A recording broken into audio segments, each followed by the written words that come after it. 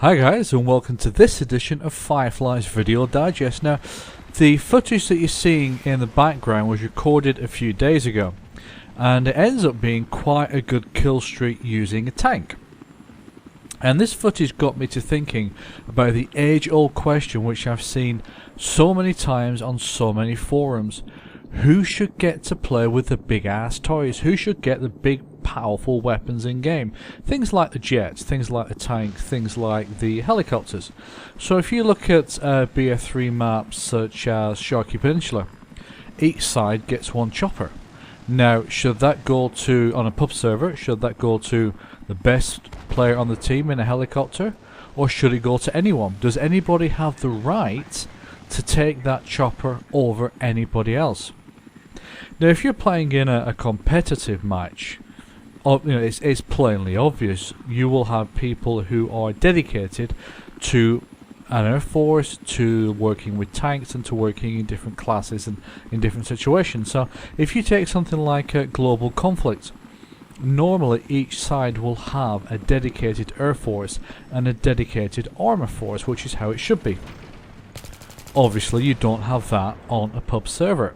So if you've got somebody running around in chat saying he's the best helicopter pilot in the universe, should he be allowed to take it or should he not? Now, personally, I am an infantry player, and there's two very good reasons for that. One is because I prefer playing infantry, I always have done, and secondly is to put it blank. I am not a very good tanker. In fact, I'm a very poor tanker most of the time, and I'm even worse in a helicopter. And just don't put me anywhere near a jet. I tried air superiority when I first purchased BF3 Premium, and I think I'm the only person I know who's got a net minus KD in that. As jets go, I've never been able to figure it out in BF3. Put me in Planet Side 2 and I can quite happily pilot a Mosquito. Just for whatever the reason, not in BF3. So when it comes to BF3, I will always give jets to somebody else. When it comes to BF3, I will normally give a helicopter to somebody else unless it's not being used. And the same goes with tanks. Now, in this particular game, you may have noticed when I dropped onto this flag originally, we had just taken the flag, but an enemy tank or tank destroyer had just come in along with a quad carrying at least one enemy guy. So what I'd done is jumped into this tank and taken it, principally to make sure that the opposition didn't take it. Otherwise I would have left it if I'd have felt anybody else was around that could take it. But what should you do in a pub match if you've got somebody there who's saying, no, he deserves to take the helicopter or the jet over and above you? Well, there's a few basic ground rules that I think should be there. Number one, and this is for the newer guys and for the people who are not over familiar with vehicles, before you even start playing a multiplayer game, make sure that you've taken some time to go through the tutorials. Make sure that you've gone through the helicopters, the jets, the armor. Now, that's not necessarily such a big deal in Battlefield 3. Even if you crash a jet, it's going to respawn in 30 seconds or a minute. But if you're playing in far more simulation type games, for example Arma 3, you really shouldn't be going anywhere near a helicopter without first having spent at least 20 minutes, half an hour in the tutorials just practicing. So if you're going to take one of the vehicles and the more powerful weapons within any game, before you do that, get your backside through the tutorials. Make sure that you at least have a basic understanding of how to control them. If at that point, if you've taken the time to do that and you go onto a pub server and you've got someone on there saying, yeah, I am better than God in a helicopter, I've got 1,000,000 to 1 KD, everybody bows beneath my awesomeness.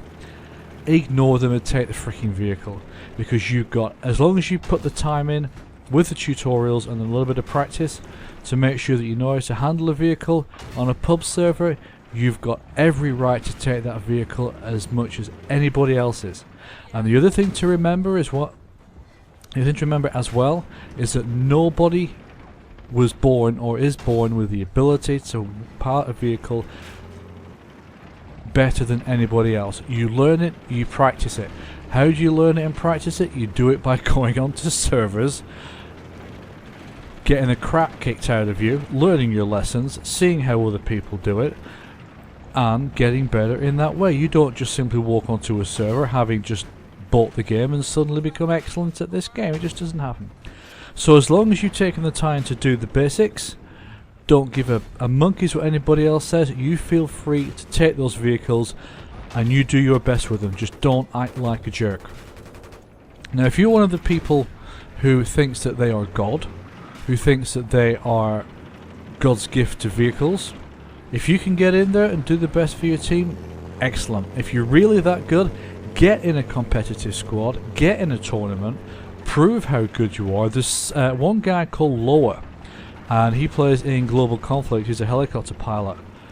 This guy gets on my tits. Not because he's a horrible person. He's actually quite a good guy. But as soon as he takes an attack chopper, he clears the sky. He is an amazing player. He's one of those genuine players who can single-handedly turn a 32 versus 32 player match. He's that good. And if it's almost embarrassing to actually watch this guy play, and he can do that. But even if he turned up on a pub match and said, look, this is who I am, this is what I can do, let me have the chopper, I think anybody else, as long as they've gone through the tutorials, has got every right to take that chopper as well. You paid for the game, you're on the server fair and square, it's not a competitive match. Get in there, get some learning done, try and help your team.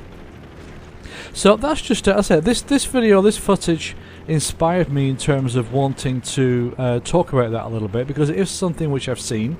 I've not encountered it as much myself, and that's simply because I don't generally tend to take that many vehicles. I generally leave it to somebody else because I work on the principle that other people probably are better at it than I am. But I have seen other people go through it, and I do think it's genuinely unfair.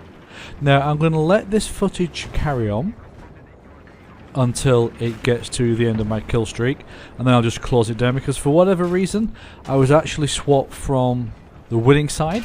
You can't see it here, but by this time we're about 300 tickets out. I get swapped from the winning side across to the losing side, and at that point obviously everything else tits up.